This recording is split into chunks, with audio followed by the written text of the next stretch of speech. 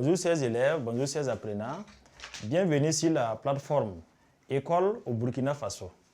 Aujourd'hui, nous allons échanger ensemble sur le premier chapitre de physique, la mécanique précisément, et portant sur les éléments de cinématique. Donc, chapitre 1, les éléments de cinématique.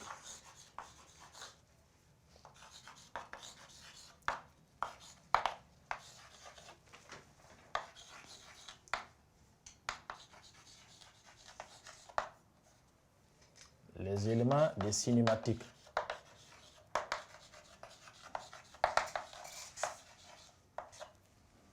Alors, entendez par cinématique tout ce qui est animation.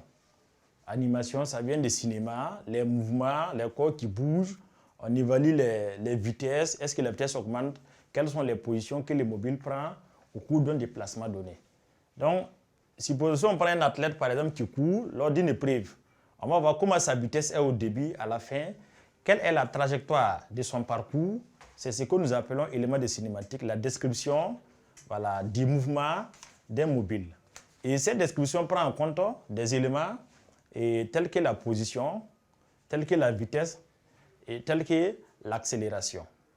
Alors, donc nous allons dans un premier temps d'abord voir le repérage d'un point mobile dans l'espace.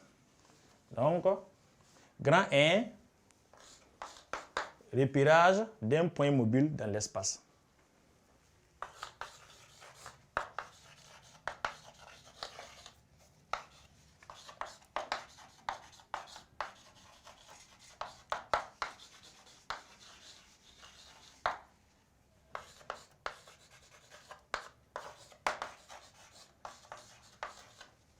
Le repérage d'un point mobile dans l'espace. Nous allons voir dans ces repérages-là deux aspects, en coordonnées cartésiennes et après en coordonnées avec l'abscisse curviligne, comment repérer la position d'un mobile dans l'espace. Alors, on a vu dans les classes antérieures, la classe de seconde précisément, qu'un mobile peut être, le mouvement d'un mobile peut être une dimension. Là, on a besoin seulement de l'abscisse X. À deux dimensions, dans les plans, on a besoin de l'abscisse X et d'une ordonnée Y.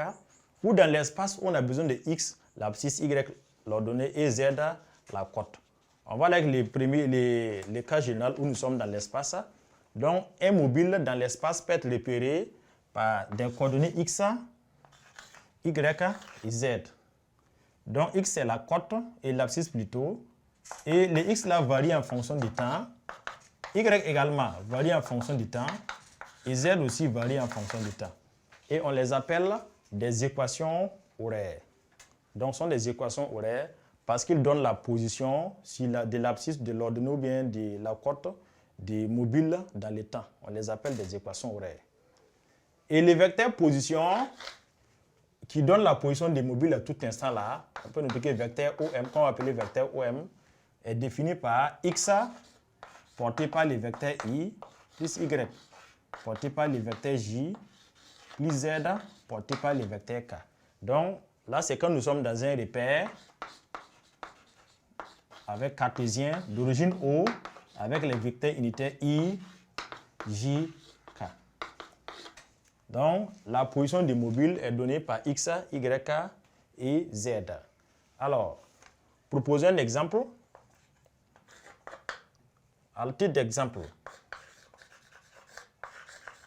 un point mobile peut être, on peut avoir les coordonnées x égale à dt plus 1, y est égal à t carré et avec z égale à 1 par exemple. Donc, ces valeurs qu'on a données x, y et z là sont des équations horaires. Ça, il y a t dedans, ici il y a t également. Donc, ce sont des équations horaires qu'on a proposées. Et avec l'équation horaire de la position, on peut savoir quelle est la position du mobile à un instant donné. Supposons que si on veut avoir la position du mobile à t égale à 0 secondes. Donc, comment calculer ces positions? Il faut juste remplacer au niveau de t par 0, 0, et puis bon, c'est une constante. On ne peut pas remplacer là-bas. Donc, votre x va vous faire combien? X va vous faire 2 fois 0 plus 1. Donc, 2 fois 0 plus 1, ça fait toujours 1.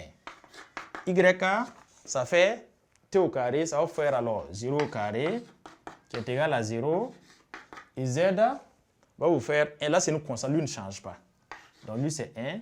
Donc, le point alors, les coordonnées du point là, alors seront 1, 0 et 1. Donc, ça, c'est le repérage d'un point mobile dans l'espace. On a besoin des 3 données. Son abscisse, son ordonnée et sa cote. Et c'est des trucs qui sont des données qui varient en fonction du temps. Donc, on les appelle là des équations horaires. Alors, en dehors de ça, on peut aussi repérer un mobile par son abscisse curviligne lorsque la trajectoire décrit une courbe quelconque. Donc, nous avons vu ça en seconde. Dans ce cas, on utilise ce qu'on appelle l'abscisse curviligne. Donc, quand c'est curviligne comme ça, l'abscisse curviligne S. Donc, s'il passe d'un point O à un point M, on appelle l'abscisse curviligne S là, c'est la distance OM d'arc des cercles OM parcouru pour aller de O à M. Donc, ça qu'on appelle l'abscisse curviligne. Donc, aussi, on peut repérer un mobile grâce à l'abscisse curviligne.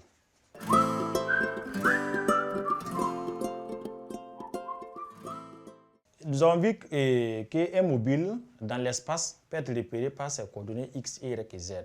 Alors, maintenant, il faut voir le mobile lors de ce mouvement-là. Quel est le type de trajectoire qu'il décrit? Est-ce que la trajectoire, c'est un cercle? Est-ce que c'est une courbe quelconque ou bien c'est une droite? Donc, ça, c'est la trajectoire des mobiles. Donc, on a principalement des trajectoires circulaires quand c'est un cercle qui est décrit. On a des trajectoires rectilignes quand c'est une droite qui est décrite lors du mouvement. Et on a aussi des trajectoires curvilignes quand c'est une courbe quelconque. Nous allons prendre un exemple. X égale à dt, un mobile qui se déplace dans un plan avec Y égale à t carré plus 1. Quelle est l'équation de cette trajectoire que nous avons au tableau? Alors, pour déterminer l'équation de la trajectoire, on va essayer de tirer le t dans la première expression. Je vais l'appeler 1, et lui, je vais l'appeler d. On va tirer t dans la première que nous allons injecter dans y. Alors, d1, x égale à dt, donc signifie que t égale à x divisé par d. Donc, on a tiré t dans la première expression, les 1. Alors, en passant dans la deuxième expression, y est égal à t carré plus 1. Or, on vient de dire que t égale à x sur d. Donc, que devient y alors? Y devient, et on va remplacer t par x sur d. Donc, ça devient x sur d au carré plus 1.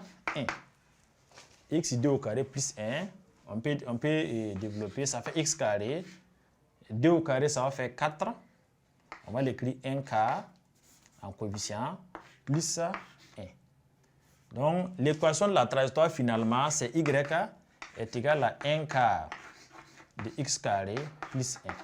Donc, la trajectoire que nous venons de proposer ici est sous la forme y est égal à ax carré plus bx plus c. Donc, c'est sous la forme d'une courbe particulière que nous appelons parabole. Donc, ici, la trajectoire est dit, c'est une parabole. Donc, dans certaines situations, on peut retrouver les trajectoires qui sont les droites.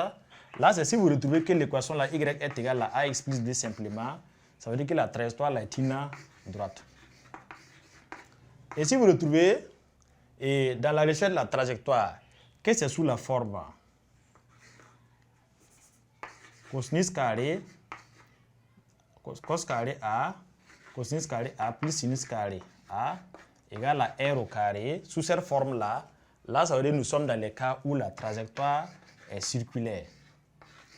Donc, ces cas de figure-là, on rencontre ça lorsque les fonctions x, y là contiennent, et au départ même des sinus et des cosinus. Donc, pour trouver l'équation de la trajectoire, habituellement, surtout dans le cas des paraboles droites là, si vous avez x, y, on tire t dans x et on part injecter dans y. Donc, vous voyez ce que nous avons fait ici. On a tiré t, x égale à dt, on a tiré t là-bas, venir mettre dans le petit d où y égale à t carré plus 1. Donc, et finalement, on arrive à y égale à 1 quart de x carré plus 1. Donc, c'est la forme y égale à x carré plus bx plus c qu'on appelle la parabole. Donc, ici, la trajectoire est une parabole. C'est une courbe particulière qu'on appelle parabole. Donc, on peut avoir un mouvement parabolique, on peut avoir des trajectoires qui sont circulaires et des trajectoires qui sont rectilignes, qu'on a fait à droite. Alors, donc, c'est tout pour ces points grand 1. Nous allons passer maintenant au grand point grand D maintenant.